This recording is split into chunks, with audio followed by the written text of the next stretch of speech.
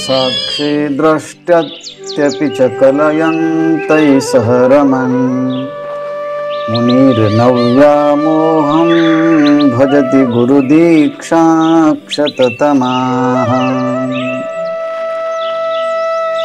जीवनमुक्त महापुरुष ज्या आनंदामध्ये असतो त्या आनंदाच्या लहरी सगळीकडनं प्रस्फुटित होत असतात। त्याला कोणत्याही प्रकारचं बंधन नाही, कोणत्याही प्रकारचं कर्तव्य नाही, कोणत्याही प्रकारचं विधान नाही। ही जीवनमुक्त अवस्था मानवी जीवनाच्या साठी ही आदर्श अवस्था आहे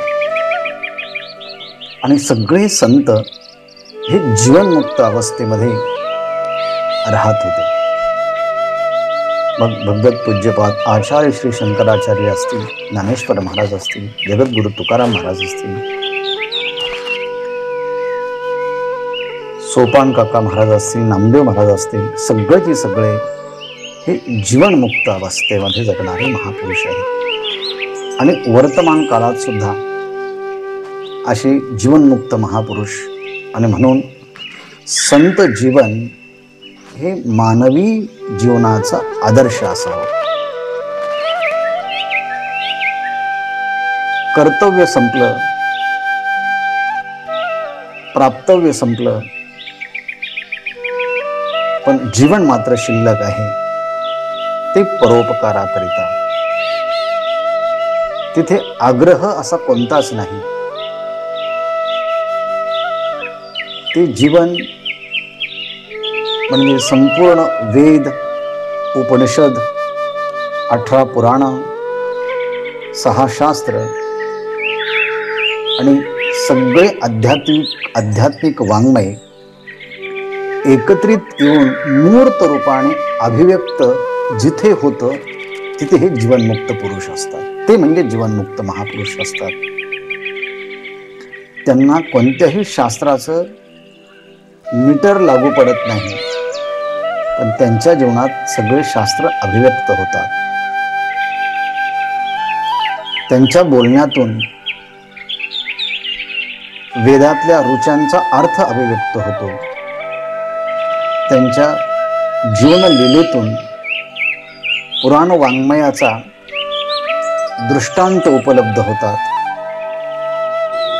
ज्यांच्या जगण्यात धर्म आणि नीतीचा जन्म होतो, ज्यांच्या असण्यात वसुंधरा पावन होते, असे असणारे जीवनमुक्त महापुरुष कधी मौन अवस्थेमध्ये असतात तर कधी आपल्या वाणीचा सतत वाग्व्यापार करत असतात। कदाचिन्मौनस्तः क्वचिदपि च वाग्वादनिरतः।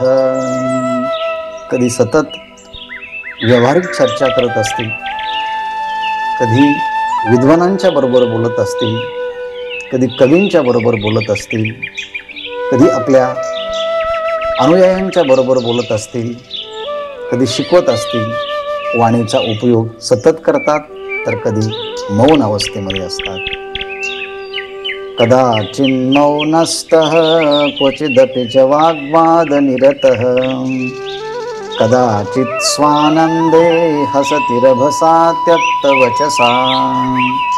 कदाचित स्वानंदे, कधी कधी आपल्या स्वात्म आनंदाच्या मध्ये इतके तृप्त होतात की ब्रह्मदेवाला जो आनंद प्राप्त होत नाही, इंद्राला जो आनंद प्राप्त होत नाही, 33 कोटी देवतांना जो आनंद प्राप्त होत नाही, तो निर्वासन एकांतवासामध्ये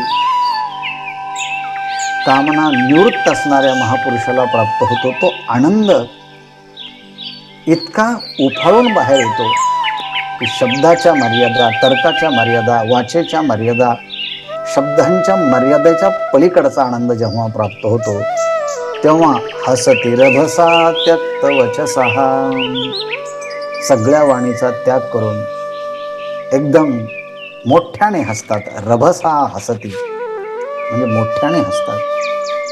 का त्यांना विचारलं कारण काही सांगत नाही. त्यात वचसा, मग हसले कसे? स्वानंदे, स्वतःच्या आनंदामध्ये.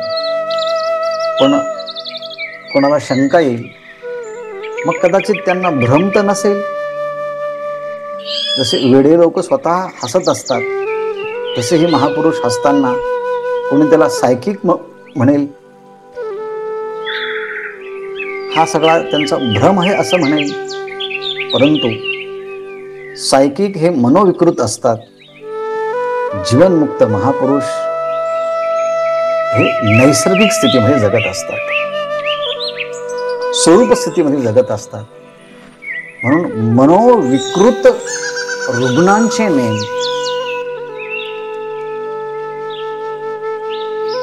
स्वरूप स्थितीमध्ये असणाऱ्या महात्म्यासाठी लागू पडत नाही. म्हणून ही अवस्था जर नाही कळाली तर सामान्य माणसं त्या जीवनमुक्त महापुरुषांच्या संबंधाने अनेक प्रकारचे वादविवाद, अनेक प्रकारचे चर्चा हे करत राहतील आणि त्यांना त्यातून काही निष्पन्न होणार नाही. ह्याकरता जीवनमुक्त महापुरुषाचा आनंद हा जीवनमुक्त महापुरुषांनाच पाहिजे. पण कदाचित तुम्ही जीवनमुक्त झालात भविष्यात तर कोणतं गीत गावा हे कळण्याकरता आधीच गीत गाऊन घेतलेलं बरं. किंवा ह्या जीवनमुक्त महापुरुषाचं गीत गाता गाता कदाचित त्या आनंदामध्ये रमण्याची किंवा तो आनंद भोगण्याची एक ऊर्जा निर्माण होईल, प्रवृत्ती निर्माण होईल. अरे मला हे असा आनंद कधी भेटेल की निरनिमित्त आनंद, स्वानंद आनंद हा भेटण्यासाठी मी असं म्हणेल की हे असं पाठ करावं सगळे हे 15-16 श्लोक. आणि जेव्हा शांत एकांतामध्ये बसलेला असावा तेव्हा म्हणावा, कदाचिन्मौनस्त क्वचिदपि वाग्वाद निरतः कदाचित् स्वानंदे हसति रभसा त्यक्तवचसा कदाचिल्लोकानां व्यवरति समालोकनपरो मुनिर्नव्यामोहं भजति गुरुदीक्षाक्षततमा. आणि काल आपण पाहिलं की ती भगवंताची पूजा करता करता, देवीची पूजा करता करता देवीच्या मुखामध्ये घास घालतात आणि कधी तोच घास आपल्या मुखामध्ये घालतात. कारण देवीकडे पाहताना जो भाव आहे तोच अनुभूती स्वतः देवीची अनुभूती स्वतःमध्ये येते. आणि त्यामुळे कदाचित हा भ्रम वाटेल, परंतु तदद्वैतम रूपम निजपरिविहीनम प्रकटयन, त्या स्थितीमध्ये निज मी स्वतः आणि पर हा दुसरा, या निजपर विहीनम आपला आणि दुसरा या संकल्पनाच तिथे संपूर्ण गेलेल्या असतात. आणि तदद्वैतम रूपम प्रकटयन, आणि त्या ठिकाणी तद अद्वैतम रूपम प्रकटयन, खरं म्हणजे देव आणि भक्त अशी एक त्रिपुटी असते. नको ब्रह्मज्ञान आत्मस्थिती भाव, मी भक्त तू देव ऐसे करी दावी रूप मज गोपिका रमणा ठेवू दे चरणावरी माता. देव भक्त आणि भक्ती ही एक अवस्था असते, परंतु हा जीवनमुक्त महापुरुषांची ही अवस्था देव भक्त आणि भक्ती, देव आणि भक्त ह्या दोन्ही मावळून केवळ ती ऐक्याची स्थिती असते. आणि ह्या ऐक्याच्या स्थितीमध्ये केवळ अद्वैत प्रगट होत असतं. काल आपण एक वाक्य विचार केला की अज्ञानी मनुष्याची दृष्टी कार्यावरती असते, त्यामुळे त्याला सगळीकडे भेदच दिसतो. आणि ज्ञानी पुरुषाची दृष्टी ही कारणावरती असते, त्यामुळे सगळ्या द्वैतात त्यांना अद्वैताचीच अनुभूती येते. ज्ञानेश्वर महाराजांचा अमृत अनुभव ग्रंथ आणि ही जीवनमुक्तानंद लहरी अनेक ओव्या साम्य आपल्याला दिसतील. ज्ञानेश्वर महाराज अमृत अनुभवात म्हणतात, द्वैत दशेचे अंगण अद्वैत ओळगी आपण, भेद तव तव दुण अभेदासी. ह्या ओवीचा अर्थ असा आहे द्वैत दशेचे अंगण, द्वैत रूपी ह्या दशेच्या अंगणामध्ये अद्वैत स्वतःच त्याची सेवा करत राहतो.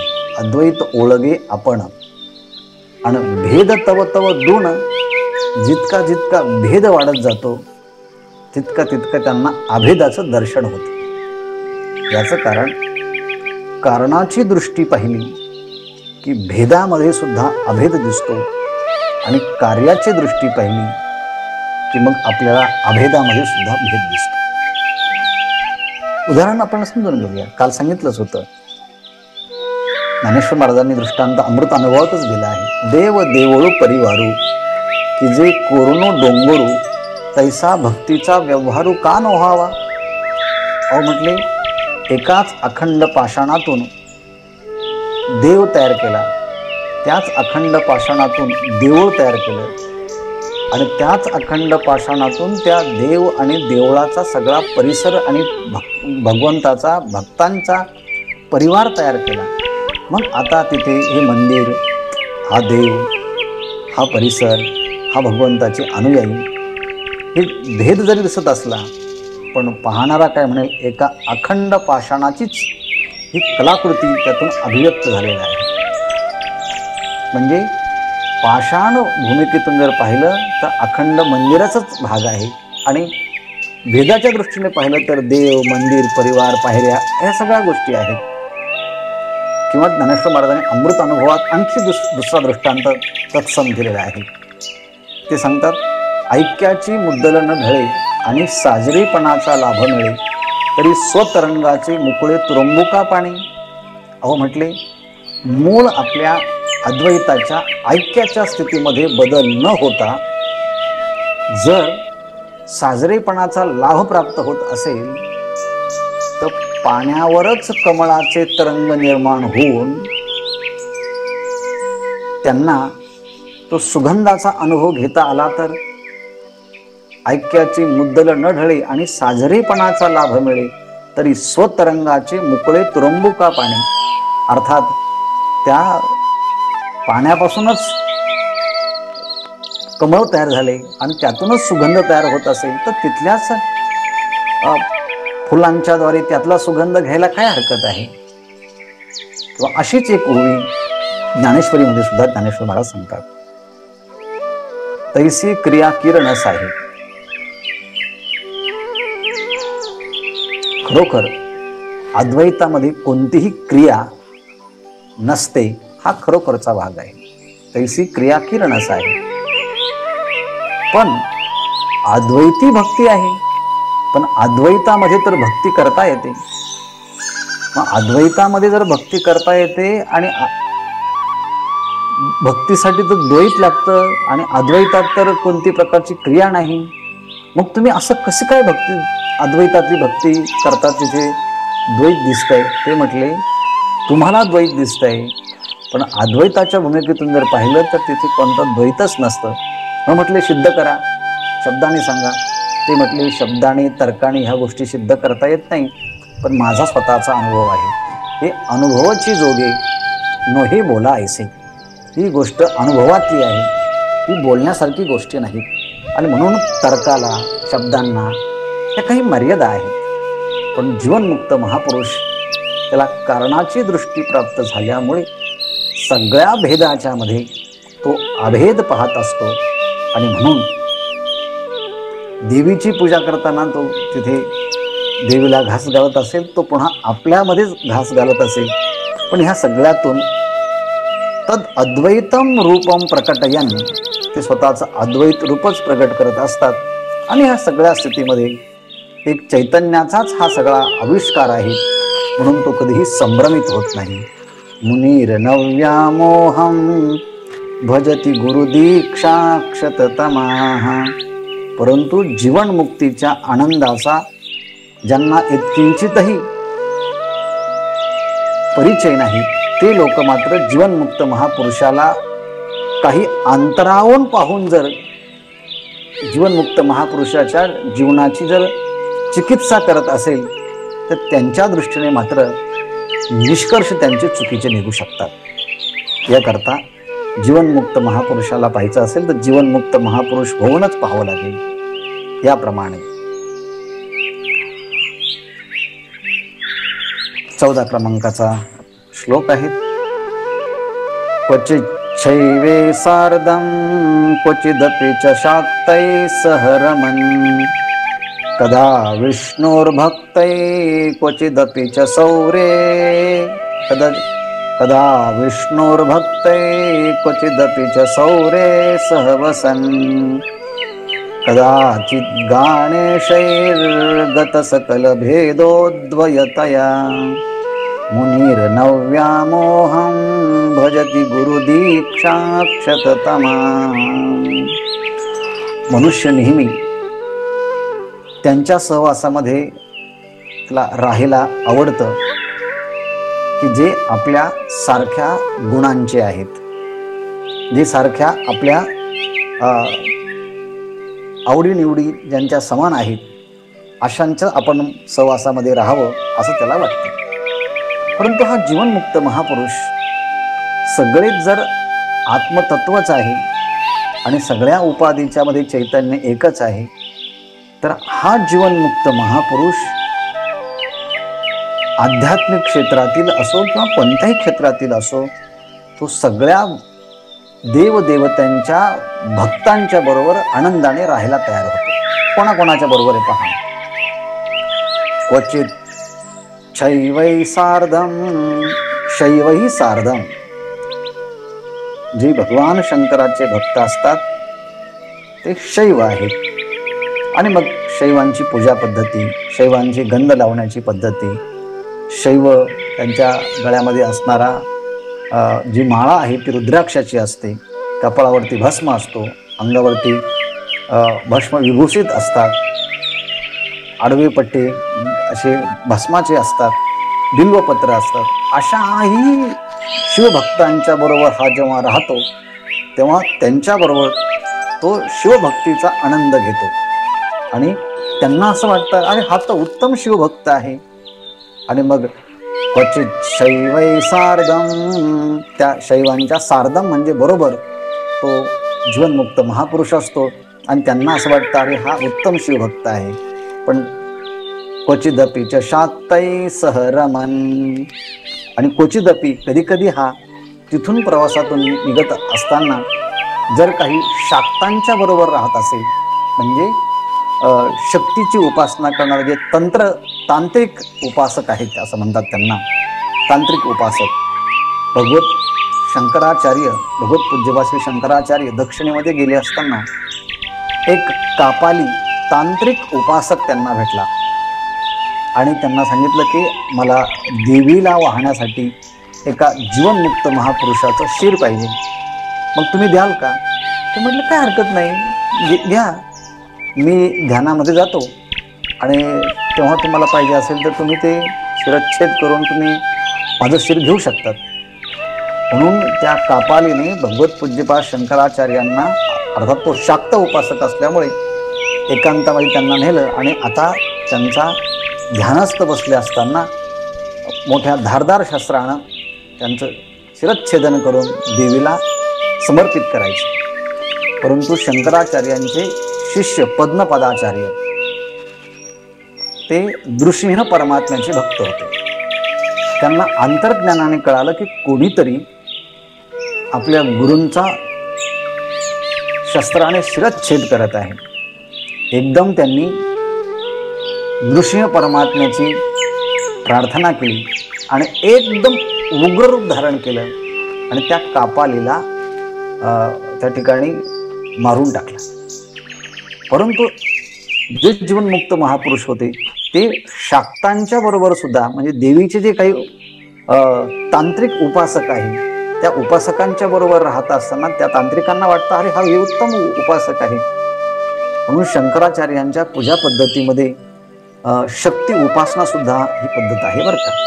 आणि म्हणून कधी कधी शक्तीचे उपासक जे आहेत त्यांना शाक्त असं म्हणतात.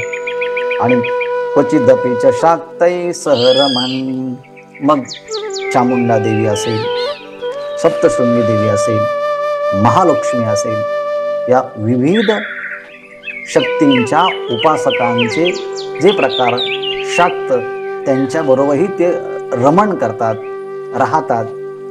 कदा विष्णोर्भक्तै, आणि कधी कधी मग जे विष्णूचे भक्त असतील, जे वेगवेगळे श्रीमद भागवत महापुराण असेल, विष्णू पुराण असेल, अशा ह्या भगवान विष्णूंच्या ज्या वेगवेगळ्या अवतार कथा आहेत, या पुराणातल्या अवतार कथांचे श्रवण करतात आणि भगवंताच्या बाललीलेच्यामध्ये ते सहभाग होतात.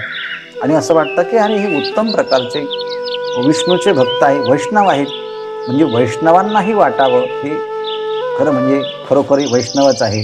कदाचित विष्णोर्भक्तै क्वचिदपि च सौरे सहवसन.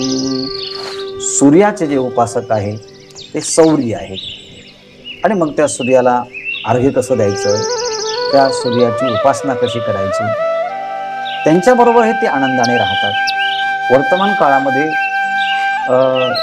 शैव आपल्याला दिसतात, वैष्णव आपल्याला दिसतात, शाक्त दिसतात, पण सौर उपासक जे आहेत, सौर्य म्हणजे प्रत्यक्ष सूर्याची उपासना करणारे, त्यांची उपासना पद्धती, त्यांचे संप्रदाय वर्तमान काळामध्ये इतके प्रसिद्ध दिसत नाही किंवा इतके लोकांना माहिती नाही, पण थोड्याफार प्रमाणामध्ये ते असावेत. कदाचित ती उपासना पद्धती कमी झाली असावी, पण संत रामदास स्वामींनी बल उपासना करण्यासाठी सूर्याची उपासना आवर्जून त्यांनी सांगितली, आणि ते सूर्य नमस्कार घालण्याची पद्धती त्यांनी ह्या महाराष्ट्रामध्ये खूप रूढ केली. असो, कदाचित गणेशैर, गणेशैर म्हणजे गणपतीचे जे भक्त आहेत, गाणपत्य, त्यांना गणेशैर असं म्हटलं आहे. अर्थात गणपतीच्या भक्तांच्या बरोबर हा जीवनमुक्त गेला, आणि ते जर म्हटले चला आपण जाऊया अष्टविनायक करण्यासाठी, हो, तर अष्टविनायक करण्यासाठी सुद्धा जातात. जगद्गुरु तुकाराम महाराजांचं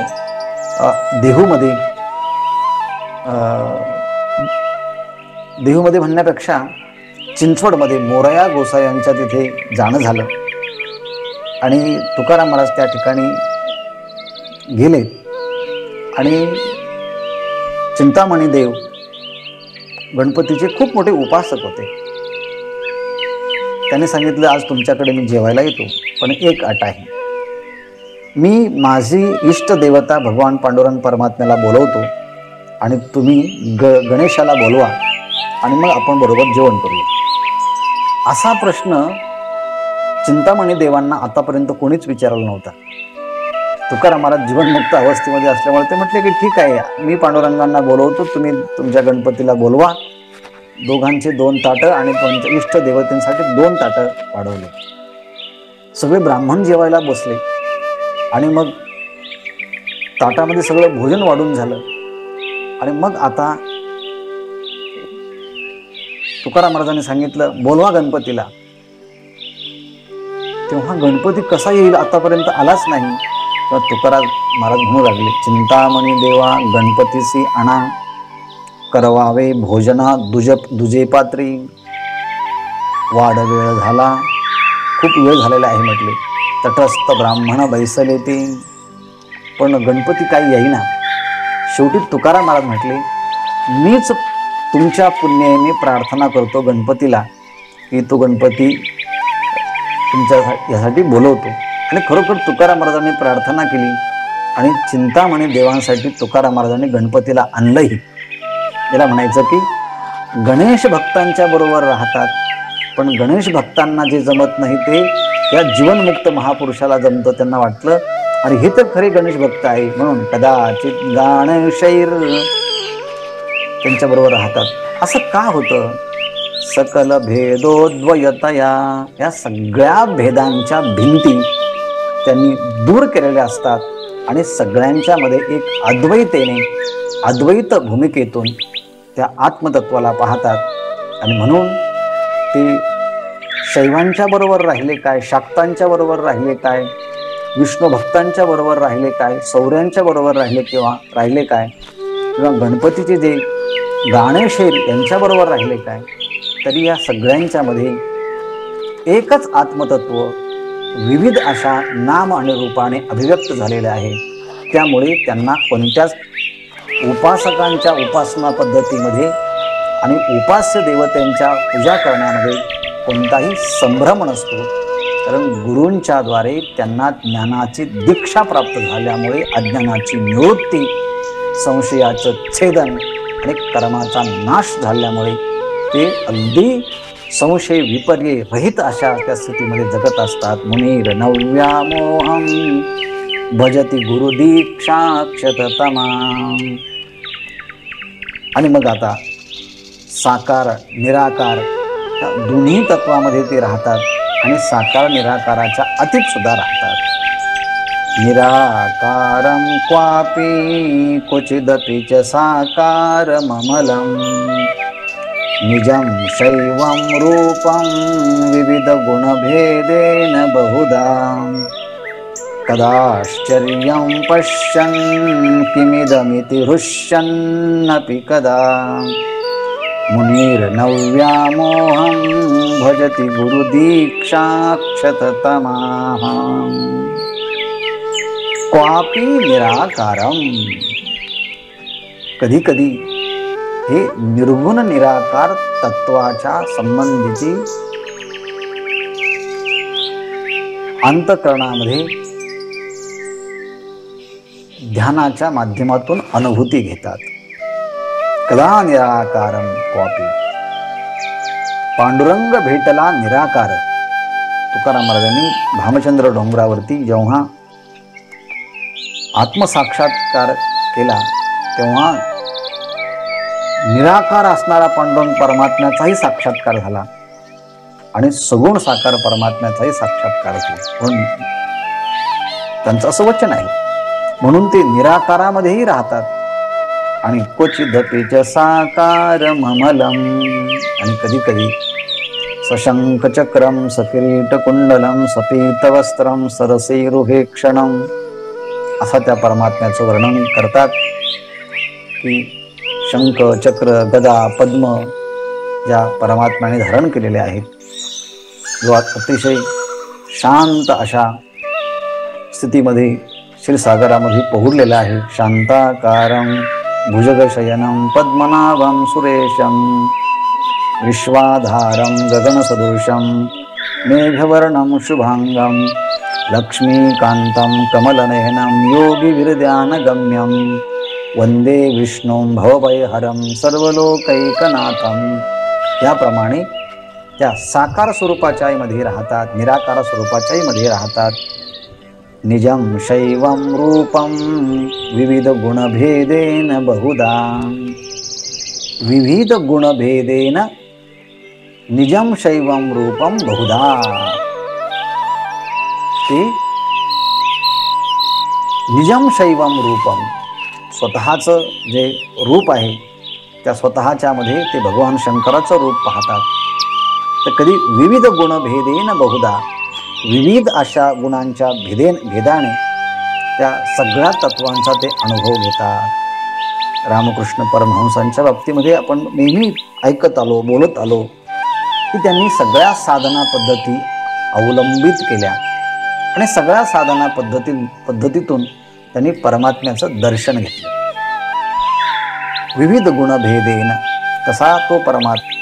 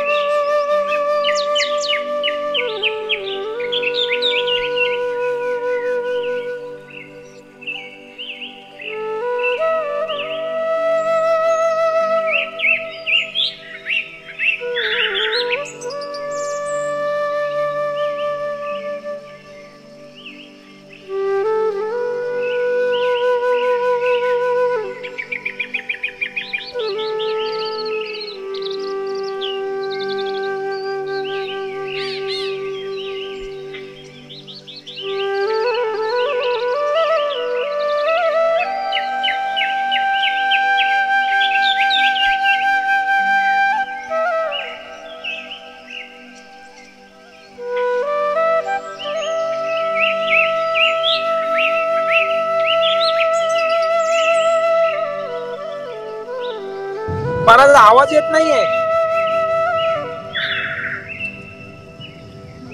हा, आता येतो का? हो, आता येतोय.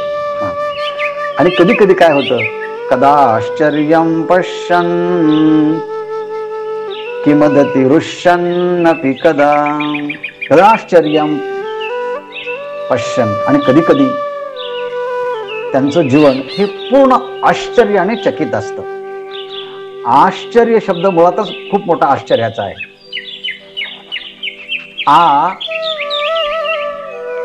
चर्यम, चर्या, मुद्रा. एखादी गोष्ट पाहिल्यानंतर एकदम मनुष्याचं मुख असं तो म्हणतोय, आश्चर्यम.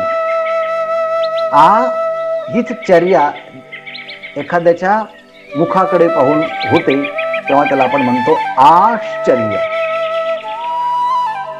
म्हणजे तिथे बोलणं नसतं, एकदम मुख पूर्णपणे विकसित होतं. यालाच म्हणतात आश्चर्यम. आश्चर्यम, आश्चर्य. म्हणजे जिथे मुखाची चर्या ही एकदम मुख विकसित होऊन शब्द बंद होतोय त्याला आश्चर्य असं म्हणतात. आश्चर्य का होतं?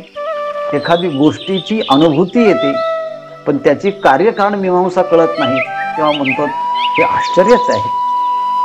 आणि म्हणून श्रीमद भगवद्गीतेमध्ये आपण हा श्लोक पाहिला आहे, आश्चर्यवत् पश्यति कश्चिदेनम् आश्चर्यवत् वदति तथैव चान्यः आश्चर्यवच्चैनमन्यः शृणोति श्रुत्वापेनं वेद न चैव कश्चित्. आश्चर्यवत् पश्यति, या आत्मतत्वाचा साक्षात्कार जेव्हा होतो तेव्हा आश्चर्यवत् पश्यति कश्चिदेनम् आश्चर्यवत् वदति तथैव चान्यः. या आत्मतत्वाच्या बद्दल कोणी आश्चर्याने बोलतात, कोणी आश्चर्याने ऐकतात, आणि कोणाला एवढं सांगूनही कळत नाही, हेही मोठं एक आश्चर्यच असतं. तसं कदाश्चर्य पश्यन् किमदमिति रुष्यन्नपि कदा. कधी कधी अत्यंत हर्षाने हर्षभरित होऊन आश्चर्याने हसतात. नदीकडे पाहून हसत असतील, डोंगराकडे पाहून हसत असतील, निसर्गाकडे पाहून हसत असतील. आपल्याला निसर्ग दिसतोय पण त्यांना त्या निसर्गाच्या पाठीमागं परमात्म्याचीच एक दिव्य अनुभूती येते. जसं की अर्जुनाने भगवंताचं विश्वरूप पाहिलं, त्या विश्वरूप पाहिल्यानंतर त्याला मोठं आश्चर्य वाटलं. काय आहे? त्याने आश्चर्य व्यक्त केलेलं आहे 11व्या अध्यायामध्ये. तर तसं जगातली कोणतीही वस्तू पाहिली की त्यांना मोठं आश्चर्य वाटतं, भगवंताचीच रूप आहे. आणि मग त्या सगळ्या अवस्थेमध्ये भगवंताची अनुभूती येत असल्यामुळे मुनिर्नव्यामोहं भजति गुरुदीक्षाक्षततमाः.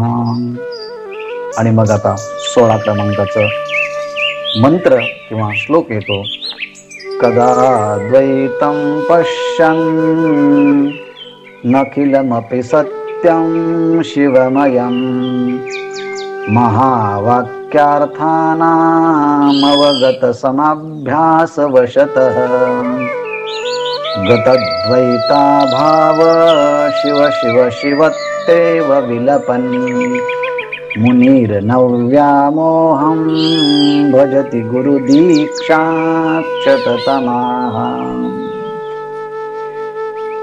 मननात्मक वृत्ती ज्यांची प्राप्त झाली असे मुनी गुरूंची दीक्षा ज्ञान प्राप्त झाल्यानंतर तम म्हणजे अंधकार, अज्ञान ज्यांचं पूर्ण क्षत नाश पावलेलं आहे आणि आता त्यांना ह्या जगामध्ये व्यवहाराच्या विषयी, कर्तव्याच्या विषयी आणि स्वरूपाच्या विषयी कोणत्याच प्रकारचा मोह नसतो, विमोह नसतो आणि व्यामोह सुद्धा नसतो. पण असे हे भगवत भक्त ह्या जगाकडे पाहताना कसे पाहतात? कदा द्वैतं पश्यन्, भगवंताचे या सृष्टीमध्ये विविध रूप, विविध नाम, विविध आकार, समुद्र असेल, गंगा असेल, हिमालय असेल, विविध वृक्ष असतील, विविध पक्षी असतील, विविध व्यक्ती असतील, विविध सृष्टीतले अनेक नामरूपाने अव्याहृत आकार धारण केलेल्या बाकीच्या वस्तू असतील, या सगळ्या वस्तूंना पाहतात तेव्हा एक एकीसारखी नसते, एक अनेकीसारखे नसतात, अनेक एकासारख्या वस्तू व्यक्ती नसतात. म्हणजे सगळ्यांच्या मध्ये भेद दिसतोय उपाधिकृत, तो भेद पाहतात ना. कदा द्वैतम पश्यन्, कधी कधी हा द्वैताचा विस्तारही ते पाहत असतात. पण या सगळ्या द्वैताच्या विस्ताराच्या मध्ये ते अखिलमपि सत्यम शिवमयम, अखिलमपि सत्यम शिवमयम, नखिलमपि सत्यम शिवमयम. परंतु जे द्वैत पाहतात त्या द्वैताच्या मध्ये अखिल वस्तूंच्या मध्ये माझं शिवतत्वच व्यापलेलं आहे. माझ्या एका शिवतत्वाचीच अनुभूती त्यांना ह्या सगळ्या द्वैताच्या वस्तूमध्ये येते. म्हणजे अद्वैताची पुन्हा स्थिती आहे. डोळ्यांनी पाहता द्वैत, पण बोध असतो हा अद्वैताचा. डोळ्यांनी भिन्न भिन्न अलंकार दिसतात, पण बुद्धीने ज्ञान होतं सगळ्यांच्या मध्ये सोनं एकच आहे. डोळ्यांनी पाहतात वेगवेगळ्या प्रकारचे घट, पण सगळ्यांच्या मध्ये मृत्तिका ही एकच आहे. डोळ्यांनी पाहतात वेगवेगळ्या लाटा, तरंग, बुडबुडे, फेस, पण बुद्धीचा निश्चय असतो या सगळ्याच्या मध्ये जलतत्व एकच आहे. तसं नामरूपात्मक सृष्टीचं हे विविध द्वैतात्मक रूप पाहतात, पण या द्वैतात्मक कार्याच्या रूपामध्ये कारण रूपाने असणारा शिवतत्वच अखंड नांदत आहे. ज्ञानेश्वर महाराजांच्या अमृतानुभवात अशा अर्थाच्या अनेक ओव्या आहे. शिवतत्व त्यांना सगळीकडे दिसतंय. कदा द्वैतम पश्यन् अखिलमपि सत्यम शिवमयम, अखिलम सत्यम शिवमयम. जिकडे तिकडे त्यांना भगवान शंकराचंच रूप दिसत आहे. असं का दिसत आहे, आपल्याला का दिसत नाही? तर त्यांनी भक्ती केली, उपासनाही केली आणि त्यांच्याकडे ज्ञानही असतं. त्या ज्ञानाच्या द्वारे महावाक्यार्थानाम, त्यांनी महावाक्याचा विचार केला असतो. जसं 4 वेदांच्या मध्ये 4 महावाक्य आहेत. अयमात्मा ब्रह्म, तत्वमसी, प्रज्ञानाम ब्रह्म, अहम ब्रह्मास्मी. अर्थात ह्या सगळे जे महावाक्य आहेत, महावाक्य त्याला म्हणतात. ते वाक्य दिसायला छोटे, पण त्या छोट्या वाक्यामध्ये जीव आणि ब्रह्मतत्वाची ऐक्याचा विचार सांगितलेला असतो. अर्थात जीव ब्रह्माच्या ऐक्याचा विचार, जीव हा वस्तुतः परमात्म स्वरूप कसा आहे याचा विचार ज्या वाक्यांच्या मध्ये सांगितलेला असतो. या वाक्याच्या मध्ये लक्षार्थ काय, वाचार्थ काय, वाचार्थाचा त्याग करून लक्षार्थाचं ग्रहण कसं भागत्याग लक्षणाच्या द्वारे केलं जातं, त्याचा त्यांनी चांगल्या पद्धतीने गुरूंच्या सानिध्यामध्ये अभ्यास केला असल्यामुळे तो अभ्यास वशता, तो अभ्यास त्यांच्या पूर्णपणे वशभूत झालेला असतो. म्हणजे तो अभ्यास त्यांच्या जीवनामध्ये प्रत्यक्ष साकारलेला असतो, तो उतरलेला असतो. तो अभ्यास केलेला जो आहे त्यांना प्रत्यक्ष अनुभूती आलेली असते. आपण अभ्यास करत नाही, नीट श्रवण होत नाही, मनन होत नाही, निधिध्यासन होत नाही, फक्त प्रश्न आपल्याला पडतात. परंतु श्रवण मनन निधिध्यासन केलं की तत्वापर्यंत पोहोचता येतं. त्यामुळे त्यांनी ह्या महावाक्याच्या अर्थाचा बोध अवगत केल्यामुळे, तो अभ्यास त्यांच्या वशीभूत झाल्यामुळे ह्या दिसणारे सगळे द्वैत जे आहे त्यांचं मावळून गेलं आहे. गतद्वैताभाव, द्वैताभाव गतः, सगळा द्वैताचा भाव हा त्यांचा संपलेला असतो. आणि सगळीकडे त्या तत्वाचीच अनुभूती येत असल्यामुळे त्यांच्या मुखातून सारखं शिव शिव शिवतेव विलपन, शिव शिव शिव शिव शिव. किंवा भगवान विष्णूचे भक्त असेल तर राम राम राम राम, कृष्ण कृष्ण कृष्ण कृष्ण. किंवा भगवान विठ्ठल विठ्ठल विठ्ठल विठ्ठल विठ्ठल विठ्ठल सुता विठ्ठल दुःखा विठ्ठल मुखा विठ्ठल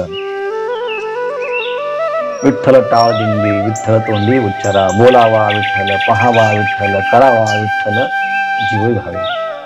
याप्रमाणे शिव शिव शिवत्तेव विलपन विठ्ठल विठ्ठल विठ्ठलेव विलपन. आणखी काय दत्त दत्त दत्तेव विलपन. तुम्हाला जे जो देव असेल त्या देवाचं शिव शिव शिवत्तेव विलपन. नंतर भव भव भवत्तेव विलपन. भगवान शंकराचं नाव आहे, देवीचं नाव आहे. अर्थात ते इष्ट देवतेचे नाव घेऊन सारखं उच्चारण करत असतात, कारण त्यांना महावाक्याच्या अर्थाचाही बोध झालेला असतो, द्वैताचा सर्व निराश झालेला असतो आणि खूप इष्ट देवतेची प्रार्थना केल्यामुळे त्यांना त्या इष्ट देवतेचं रूप सगळीकडे दिसत आहे आणि कोणत्याही परिस्थितीमध्ये त्यांना मोह होत नाही, कारण गुरूंच्या दीक्षेने अज्ञान निवृत्त झालं आणि त्यावरती त्यांनी मनन केल्यामुळे तसा अनुभवही आला आहे. मुनीर नव्यामोहम भजती गुरु दीक्षा क्षततमाहं इमां मुक्तावस्थां परशिव संस्था गुरुकृपा सुधापांगावाप्यां सहजसुतवाप्यां मनुदिनं मुहुर्मज्जन्मज्जन् भजति सुकृतिर्चेन्नरवर तदा योगी त्यागी कविरिति वदन्ति कवयः. इमां मुक्तावस्थां, हे जे आतापर्यंत वर्णन केलं हे मुक्त जीवनमुक्त महापुरुषाच्या अवस्थेचं वर्णन केलेलं आहे बरं का. ही कशी आहे?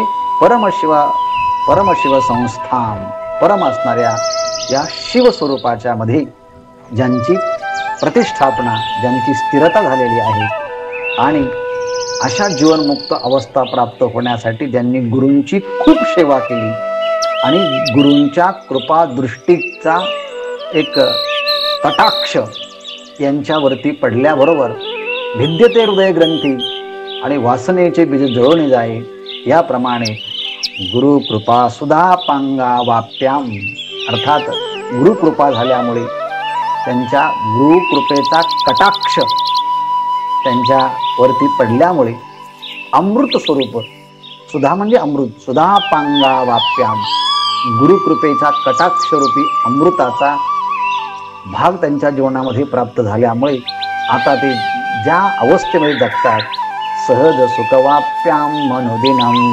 अनुदिनम प्रत्येक दिवशी प्रत्येक क्षणी सहज असणाऱ्या सुखरूप असणाऱ्या त्या आपल्या स्थितीचा ते अनुभव घेतात. आणि जसं एखाद्या पोहणाऱ्या व्यक्तीला जर चांगलं पाणी भेटलं ते पुन्हा पुन्हा त्यामध्ये डुंबत असतात, तसं या सगळ्या सृष्टीमध्ये त्या एक चैतन्य तत्वाचीच अनुभूती येत असल्यामुळे मुहुर मज्जन मज्जन पुन्हा पुन्हा पुन्हा पुन्हा त्या जीवनमुक्त महापुरुष या चैतन्य अवस्थेची अनुभूती घेतात, कारण त्यांनी भजती सुकृतेश्चेन्नरवरा, परंतु यांनी खूप चांगल्या प्रकारचं सुकृत केलेलं असतं. चतुर्विधा भजन्ते माम जना सुकृतिनोर्जुन अर्थो जिज्ञासुरर्थार्थी ज्ञानीच भरतर्षव.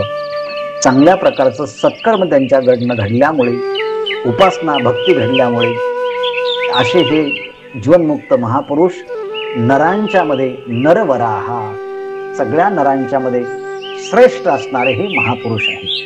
आणि म्हणून यांना पाहिल्यानंतर पुण्य, यांची पूजा केल्यानंतर पुण्य, यांची स्तुती केल्यानंतर पुण्य, झोपेत असले तरी त्यांचं सहज समाजी अवस्था कधी नष्ट होत नाही. असे जे आहेत यांना पाहावं, यांच्याशी बोलावं, यांची सेवा करावी, यांच्या सेवेमध्ये जीवन समर्पित करावं, असं हे जीवनाची आदर्श अवस्था असणारे हे जीवनमुक्त महापुरुष आहे. त्याच्याबद्दल शेवटचा श्लोक 18 क्रमांकाचा आहे. मौने मौनी गुणिन गुणिवान पंडिते पंडितश्च दीने दीना सुखिन सुखिवान भोगिन प्राप्त भोगः मूर्खे मूर्खो युवतिषि युवा वाग्मिनी प्रौढवाग्मी धन्य कोपी त्रिभुवन जयी यो वधूते वधूतः. अतिशय सुंदर शेवटचा हा श्लोक आहे. मौने मौनी, जिथे ज्या साधू समाजामध्ये श्रेष्ठ महापुरुषांच्या मध्ये गेल्यानंतर सगळे मौन अवस्थेमध्ये असतात. मौने, तिथे हा गेल्यानंतर हा सुद्धा त्या मौनी अवस्थेमध्ये हा सुद्धा एक मौनी बनतो. मौने मौनी, जिथे सगळे जीवनमुक्त महापुरुष आहेत, साधना करतात, तपश्चर्या करतात, संसाराच्या विषयी बोलून उपयोग नाही आणि परमात्म्याच्या विषयी बोलता येत नाही. मग आपल्या अंतस्थितीमध्ये राहून मौन अवस्थेमध्ये राहतात. अशा मौन अवस्थेमध्ये साधना करणाऱ्यांच्या समूहामध्ये जेव्हा हा जातो तेव्हा हाही त्यातला एक मौनी बनतो. मौने मौनी, इथं असं नाही करू ज्या ठिकाणी मौनी सगळे साधना करतायत आणि काय मौन धारण केलंय, तुम्हाला बोलता येत नसेल, तुम्हाला वाचता येत नसेल, असं म्हणत नाही. तो त्या मौनी स्वरूपांच्या मौनी लोकांच्या बरोबर जाऊन तोही मौन धारण करतो. मौने मौनी. दुसरं गुणिनी गुणवान, ज्या ठिकाणी अत्यंत गुणी आहेत. गुणी आहेत म्हणताना अत्यंत ज्यांच्याकडे टॅलेंट आहे, ज्यांच्याकडे सद्गुण आहेत, ज्यांच्याकडे अणिमा महिमा गरिमा ईशत्व वशित्व अष्टमा सिद्धी आहेत, अशा या विविध अशा सद्गुणांच्या द्वारे बुद्धिमत्ता असणाऱ्या या श्रेष्ठ महापुरुषांच्या मध्ये जेव्हा जातात तेव्हा तिथे गेल्यानंतर सुद्धा त्या गुणीने गुणवान, त्या गुणींच्या ठिकाणी गुणवान म्हणून शोधतात. जसं 1400 वर्षाची जीवन जगणारे चांगदेव संत श्रेष्ठ ज्ञानेश्वर महाराजांना भेटण्याकरता जेव्हा येतात, आकाशस्थ प्रवास करताना वाघावरती बसलेल्या हातात सर्पाचा चाबूक घेतला आहे आणि 1400 शिष्यांच्या बरोबर माऊलींच्या भेटी करता येत आहेत. त्याला म्हणायचं की हा अत्यंत गुणीनेही गुणाने युक्त आहेत. ज्ञानेश्वर महाराज भिंतीवरती बसले आहे, सांगितलं चला आपणही जाऊ भेटायला. गुणीने गुणवान, अशा गुणी लोकांच्या ठिकाणी स्वतः ते आणखी गुणवान दिसतात. त्यांना काही गुणवान दाखवण्याची गरज नाही, पण तिथे गेल्यानंतर त्यांच्यामध्ये गेले की त्यांची गुणवत्ता आणखी सुशोभित होते आणि गुणी लोक पुन्हा यांच्याशी नतमस्तक होतात. गुणीने गुणवान. मौने मौनी. दुसरं आहे पंडिते पंडितश्च. पंडा आत्मविषयक बुद्धी यस्य सा पंडिता. ज्यांना आत्मस्वरूपाचा निश्चय झालेला आहे तो पंडित, किंवा ज्यांना सांख्य योग न्याय वैशेषिक पूर्वमीमांसा उत्तरमीमांसा जैन बौद्ध ह्या सगळ्या दर्शनांचं ज्यांना ज्ञान झालेलं आहे, किंवा वेगवेगळ्या प्रकारचे साहित्यिक असेल, अशा पंडित लोकांच्या मध्ये जेव्हा समूह असतो तेव्हा हा तिथे जेव्हा जातो पंडिते पंडिताच्या मध्ये पंडितश्च, हाही एक तशा प्रकारचं बोलू लागतो. मग वेदांती असेल तर वेदांताची चर्चा, योगी असेल तर योगाच्या परिभाषेतली चर्चा, सांख्य असेल तर प्रकृती पुरुषाचा विचार सांगतो, पूर्वमीमांसा असेल तर अथ तो धर्मलक्षणाचा विचार करतो. अर्थात बौद्ध असेल तर त्या बौद्धांच्या पंचशिलाचा विचार करत असेल, जैनांच्या मध्ये गेला असेल तर त्या जैनांचे मंत्राच्या संबंधाने तो बोलत असेल. अर्थात सगळ्या दर्शनांची मध्ये गेला, त्या दर्शनांच्या विद्वानांच्या बरोबर तो पंडितांच्या मध्ये गेला की पंडितासारखा होतो. दीने दीनः, पण जे अत्यंत दीन आहे, दीन आहे असं म्हणताना जे हेल्पलेस आहेत, जे अशिक्षित आहेत, जे गरीब आहेत, जे अत्यंत साधे आहेत, जे दुःखाने गांजलेले आहेत, तर सगळ्यांना दीन असं म्हणतात. गरजवंतो आहेत, जे एखाद्या दुःखाने शोकमग्न आहेत, अशा दुःखी लोकांच्या मध्ये जाऊन सुद्धा दीने दीनहा त्यांचं दुःख निवारण करण्याचा प्रयत्न करतो, त्यांचा शोक निवारण करण्याचा प्रयत्न करतो. त्यांच्यामध्ये सिम्पॅथी, एम्पॅथी हे जे काही सहानुभूतीदर्शक शब्द आहे त्या शब्दांचा प्रयोग करतो. अर्थात दीने दीनहा, दीन लोकांच्या मध्ये हा दीन होऊन त्या दीनांचा दीनपणा दूर करण्याचा प्रयत्न हा महात्मा करतो. दीने दीन सुखिनी सुखवान, या ठिकाणी सगळ्या सुखाने संपन्न लोक आहेत. म्हणजे एखादा मोठा समारंभ असेल, त्या समारंभामध्ये चांगले कपडे घातले असेल, चांगलं भोजन दिलं असेल, तर तिथे सुद्धा जाताना तो तेवढ्या प्रकारचे चांगले कपडे, चांगलं व्यवस्थित राहून जात असेल. कधी कधी आम्हाला लग्न समारंभाच्या निमित्ताने जवळचे लोक सांगतात तुम्ही आज जेवणच जा. मग त्या समारंभाच्या बरोबर त्यांच्या पद्धतीने ते बुफे भोजन त्यांच्याबरोबर उभं राहून खावं लागतं. मग असे जीवनमुक्त महापुरुष जेव्हा असतात तेव्हा सुखिनी सुखवान. अहो म्हटले काय लग्नाची वरात आहे, काय लोक थटून नटून आलेले आहेत, काय त्यांचे कपडे आहेत, त्यांच्याबरोबर तसं सुखिनी सुखवान, त्यांच्याबरोबर त्या सुखाच्या बरोबर आपणही सुखवान तर म्हणू नये.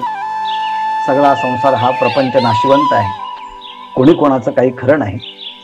अरे बाबा लग्न समारंभामध्ये आलेला आहे, त्या समारंभात आनंदाच्या गोष्टी आहेत, तसं काहीतरी बोला ना. भोगीने प्राप्त भोग, ज्यांना सगळ्या ऐश्वर्यांचे भोग प्राप्त झालेले आहेत, तिथे जाऊन त्या ऐश्वर्यवान लोकांच्या बरोबर ऐश्वर्याने युक्त व्हावं. आणि पुढे आहे मूर्खे मूर्खो, जे अत्यंत मूर्ख आहे. मूर्ख आहे म्हणताना ज्यांना शास्त्रात किंचितही ज्ञान नाही, अज्ञानी आहे, शरीराचं तादात्म्य आहे. आणि ईट ड्रिंक बी मेरी, खा प्या आणि मजा करा, एवढी ज्यांची विचारधारा आहे.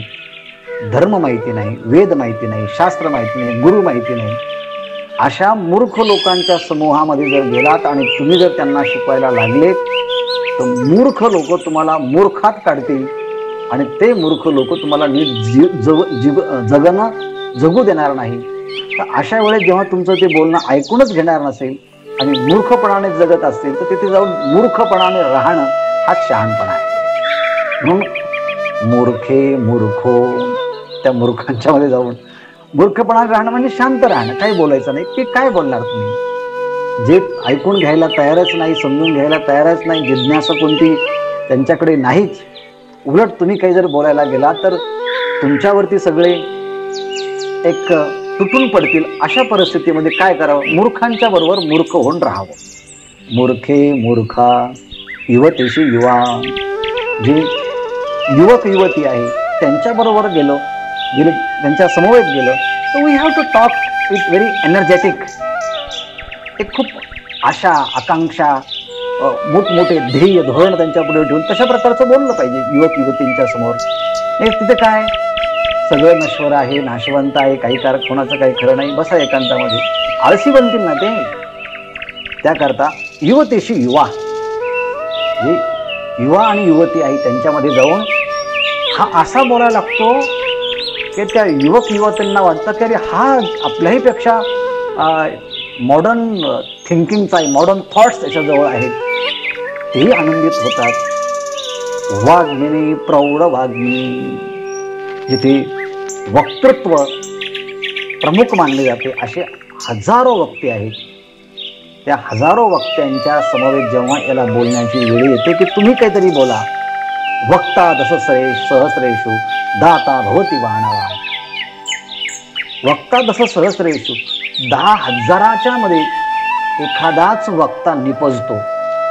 म्हणून एवढ्या वक्तृत्ववान पुरुषांच्या मध्ये जर बोलण्याची वेळ आली तर लोक आश्चर्याने पाहतात, वक्तृत्व असं असावं तर असं असं. जसं स्वामी विवेकानंद अमेरिकेला गेले आणि जेव्हा ते बोलले, एवढे विरोधी लोक त्यांच्या विरोधात कारस्थान करत होते, पण स्वामीजींचं बोलणं जेव्हा ऐकलं तेव्हा हजारो लोक त्यांचे चाहते बनले, नतमस्तक झाले, त्यांच्या पाठीमागे त्यांची अनुयायी बनले. याला म्हणायचं वाग्मिनी, प्रौढ वाग्मी.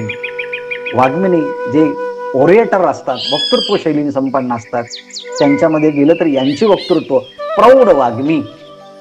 अच्छा. धन्य कोपी त्रिभुवन जयी, असा जीवनमुक्त महापुरुष म्हणजे धन्य आहेत, अतिशय धन्य आहेत. खूप असतात का म्हटले, को आपी कुठेतरी असे असतात. त्रिभुवन जयी, त्रिभुवनामध्ये हे विजय संपादन केलेले असतात, विकारांच्या वरती, क्रोधांच्या वरती, लोभांच्या वरती.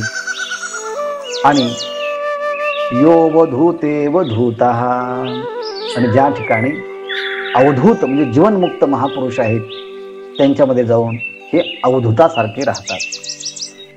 अवधूत म्हणजे ज्यांनी अविद्या, अज्ञान हे जे काही दोष आहे, हे दोष धुवून टाकले आहेत, असे अवधूत परमहंस स्थितीमध्ये जेव्हा राहतात, अशा परमहंस स्थितीमध्ये जगणारे जे अवधूत आहे, त्या अवधूतांच्या मध्ये गेले की हे स्वतः एक अवधूतांसारखे राहतात. पाणी तेरा रंग कैसा, जिसमें मिलाया वैसा. जसजशी परिस्थिती असेल तसतशा परिस्थितीमध्ये हा जीवनमुक्त महापुरुष राहतो. कधीही कशाचाही आग्रह धारण करत नाही, परंतु शास्त्र विरुद्ध कोणत्याही प्रकारचा तो विचारही करत नाही. जे शास्त्राने सांगितलं आहे त्या शास्त्र विरोधी असणाऱ्या गोष्टींचा तो कधीही स्वीकार करत नाही. शास्त्राला मान्य असणाऱ्या म्हणजे अवर्जनीय विषयांचा तो कधीच भोग घेत नाही, परंतु जे कोणी जसे असतील त्यांच्यामध्ये राहून त्यांच्यासारखं बनवून राहतो, पण त्या सगळ्यांच्या पेक्षा तो वेगळा राहतो. सुरुवातीला सांगितलं, आरशाच्या मध्ये सगळ्यांचं प्रतिबिंब पडतं, पण आरसा आपल्यामध्ये कोणतंच प्रतिबिंब ठेवत नाही.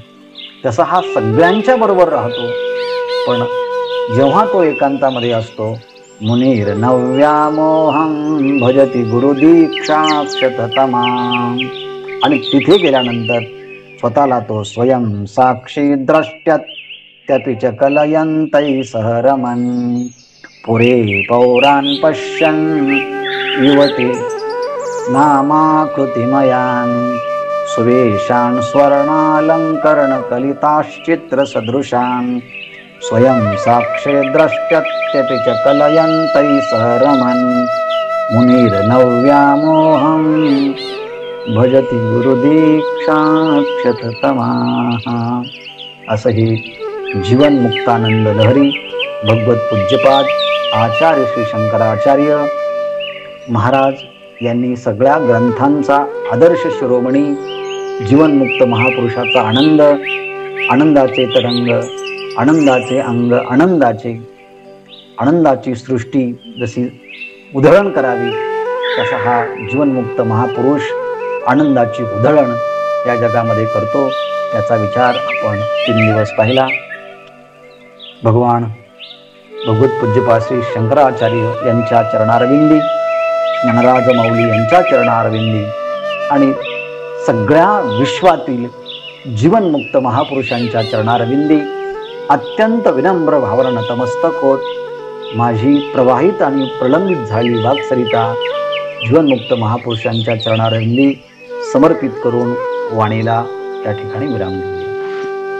ओम पूर्णमदः पूर्णमिदं पूर्णात् पूर्णमुदच्यते पूर्णस्य पूर्णमादाय पूर्णमेवावशिष्यते. ओम शांती शांती शांती.